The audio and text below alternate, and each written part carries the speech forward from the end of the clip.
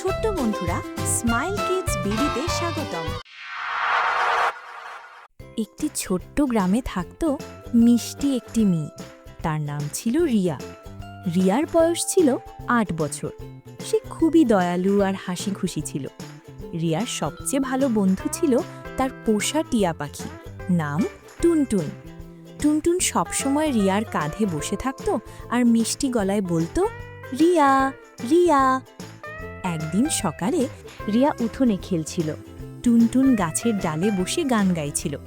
হঠাৎ তারা শুনতে পেল খুবই ছোট্ট একটা শব্দ, ম্যাও ম্যাও। রিয়া অবাক হয়ে বলল, টুনটুন, তুমি কি শুনলে? টুনটুন মাথা নেড়ে বলল, ম্যাও, বিড়াল। রিয়া চারদিকে খুঁজতে লাগলো। একটু পরে সে দেখতে পেল একটা ছোট্ট বিড়ালছানা ঝোপের পাশে বসে কাঁপছে, তার চোখে পানি। রিয়া আস্তে করে কাছে গেল। আহা, তুমি কি হারিয়ে গেছো? বিড়ালছানাটা আবার বলল, ম্যাও। রিয়ার খুব মায়া হলো। সে বিড়ালছানাটাকে কোলে নিল। টুনটুন গাছ থেকে উড়ে এসে বলল, মা খুঁজে, মা খুঁজে। রিয়া বলল, হ্যাঁ টুনটুন, আমাদের ওর মাকে খুঁজে বের করতে হবে। তারপর রিয়া আর টুনটুন বেরোলো ছোট্ট এক অভিযানে। প্রথমে তারা গেল পাশের পুকুরের কাছে। সেখানে কয়েকটা হাঁস সাঁতার কাটছিল।